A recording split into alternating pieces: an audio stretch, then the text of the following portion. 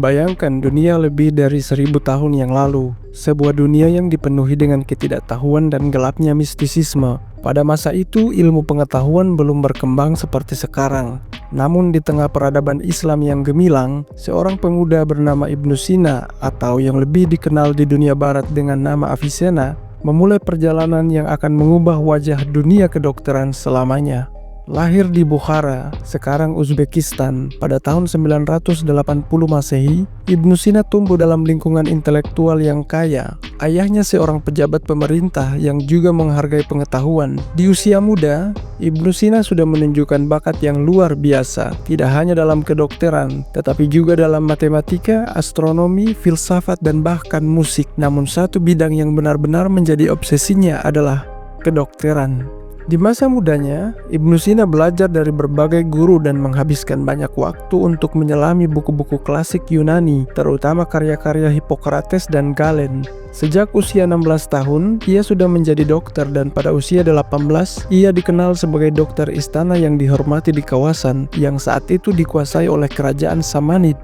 Pada usia 20, ia menulis beberapa karya medis yang menunjukkan kedalaman pengetahuannya yang luar biasa. Namun yang membuatnya benar-benar dikenal adalah karyanya yang sangat monumental, Al-Qanun fi At-Tib atau The Canon of Medicine. Ini adalah sebuah buku yang bukan hanya menjadi panduan bagi kedokteran di dunia Islam, tetapi juga di Eropa selama lebih dari 7 abad. Dalam buku ini, Ibnu Sina membawa perubahan besar dalam cara kita memandang kedokteran. Dari ilmu yang mengandalkan kepercayaan mistik menjadi ilmu yang lebih sistematis dan berbasis bukti. Sejak kecil, Ibnu Sina sangat mencintai buku. Rumahnya dipenuhi berbagai koleksi buku dan di sana ia mulai menyelami berbagai ilmu pengetahuan. Pada usia 10 tahun, ia telah menghafal Al-Quran dan mempelajari berbagai disiplin ilmu seperti logika, matematika, hingga filsafat. Ia tidak hanya seorang pelajar tetapi juga seorang pengkaji yang selalu ingin menggali lebih dalam. Pada usia 16 tahun, Ibnu Sina yang saat itu sudah menguasai berbagai disiplin ilmu, mengalami sebuah peristiwa yang mengubah arah hidupnya. Ketika ayahnya jatuh sakit, Ibnu Sina mengambil peran untuk merawatnya dan melakukan berbagai eksperimen medis berdasarkan pengetahuannya yang mendalam. Ini adalah momen penting yang membuka jalan baginya untuk menjadi seorang dokter profesional. Namun yang lebih menarik adalah bagaimana ia menggunakan pengetahuannya tentang filosofi, logika, dan bahkan metafisika untuk merumuskan cara berpikir yang sangat sistematis dalam dunia medis. Pada usia 18, ia telah menulis beberapa karya penting tentang pengobatan dan anatomi, tetapi karya utamanya yang kemudian dikenal sebagai Al-Qanun fi At-Tib baru mulai ditulis pada usia 21 tahun ketika ia sudah menjadi dokter istana yang sangat dihormati. Ketika Al-Qanun fi At-Tib diterbitkan, buku ini bukan hanya sekedar buku kedokteran biasa. Ia adalah sebuah ensiklopedia medis yang sangat lengkap, sistematis, dan sangat mendalam. Buku ini dibagi menjadi 5 bagian besar yang mencakup seluruh aspek medis pada masa itu. Volume pertama memuat dasar-dasar kedokteran yang mencakup anatomi tubuh manusia dengan penjelasan yang sangat rinci. Ibnu Sina menulis tentang organ-organ tubuh manusia, fungsinya dan cara kerjanya. Namun yang lebih penting, ia mengembangkan teori tentang 4 humor, darah, lendir, empedu kuning, dan empedu hitam, dan bagaimana keseimbangan atau ketidakseimbangannya dapat mempengaruhi kesehatan seseorang. Sebuah gagasan yang meskipun berasal dari para ahli Yunani, namun diperbaharui dan diperkaya oleh Ibnu Sina. Volume kedua membahas obat-obatan yang mencakup lebih dari 760 jenis obat yang dikenal pada masa itu. Ibnu Sina tidak hanya mencatat nama-nama obat tersebut, tetapi juga memberikan penjelasan tentang sifat-sifatnya, asal-usulnya, dan kegunaannya. Disinilah Ibnu Sina memulai langkah pertama menuju ilmu farmakologi modern yang tidak hanya berbicara tentang ramuan tradisional, tetapi juga mengidentifikasi dan menguji berbagai efek samping dari obat-obatan. Volume ketiga adalah tentang penyakit organ-organ tertentu. Ibnu Sina menulis secara rinci tentang cara mengenali gejala-gejala penyakit pada berbagai bagian tubuh, dari kepala hingga kaki. Ia juga mengembangkan teknik-teknik pengobatan yang lebih maju pada masa itu, termasuk terapi fisik dan pembedahan.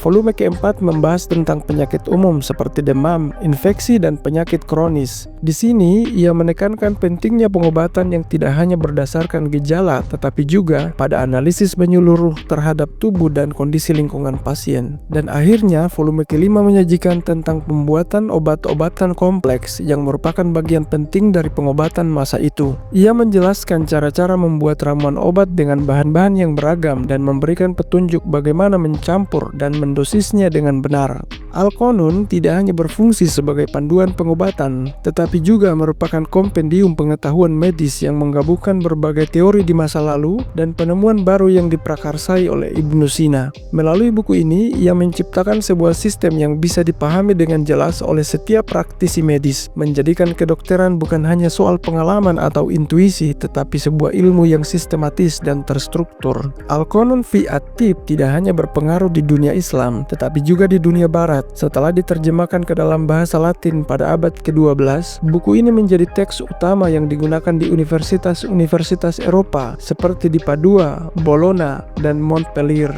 Selama lebih dari 7 abad, Al-Qanun adalah salah satu referensi kedokteran yang paling dihormati di Eropa. Namun, tidak hanya itu, Al-Qanun juga mempengaruhi banyak ahli medis Eropa seperti Roger Bacon dan William Harvey. Teori Ibnu Sina tentang sirkulasi darah, meskipun belum sepenuhnya akurat, menjadi dasar penting bagi penelitian-penelitian yang lebih lanjut tentang sirkulasi darah yang akhirnya ditemukan oleh Harvey pada abad ke-17. Selama wabah Black Death yang melanda Eropa pada abad ke-14, banyak panduan dalam Al-Qanun digunakan untuk mempengaruhi penyebaran penyakit, termasuk pentingnya karantina dan menjaga kebersihan udara. Meski pengetahuan tentang mikroorganisme belum ada, gagasan-gagasan ini menjadi landasan awal untuk memahami cara penyakit menular.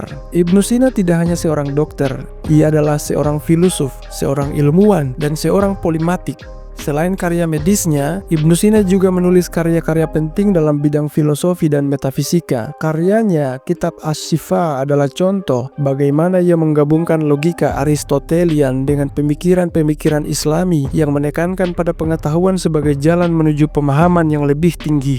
Ibnu Sina tidak hanya mencari solusi praktis bagi penyakit, tetapi ia juga berusaha untuk menghubungkan tubuh dan jiwa dalam konsep keseimbangan yang holistik. Pemikirannya tentang hubungan antara kesehatan fisik dan mental sangat maju untuk masanya. Ia percaya bahwa tubuh yang sehat tidak hanya bergantung pada pengobatan fisik semata, tetapi juga pada keseimbangan mental dan emosional. Pemikiran Ibnu Sina dalam bidang logika dan metafisika menginspirasi banyak filsuf Eropa, terutama pada masa Renaissance. Karyanya tentang filsafat Islam yang menggabungkan ajaran-ajaran Plato dan Aristoteles mendasari banyak perdebatan intelektual di dunia Barat. Meskipun banyak teori dalam Al-Qanun telah digantikan oleh penemuan medis modern, beberapa prinsip dasar dari buku ini tetap relevan hingga hari ini. Etika medis yang diajarkan oleh Ibnu Sina, seperti pentingnya menjaga hubungan antara dokter dan pasien, serta kewajiban untuk terus belajar dan mengembangkan diri, masih dijadikan pedoman dalam dunia medis hingga kini. Begitu juga dengan pendekatannya yang holistik, yang menganggap tubuh,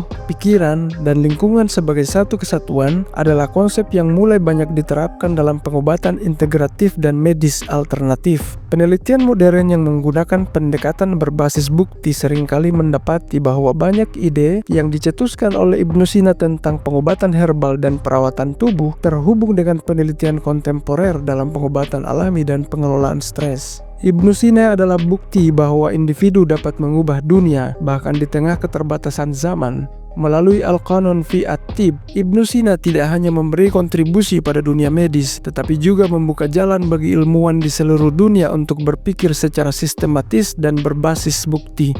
Karyanya adalah sebuah jembatan antara masa lalu dan masa depan, antara budaya timur dan barat, dan simbol bagaimana ilmu pengetahuan mampu membawa cahaya ke dalam kegelapan. Warisan Ibnu Sina akan terus hidup, menginspirasi generasi demi generasi bahwa melalui pengetahuan kita dapat mengubah dunia.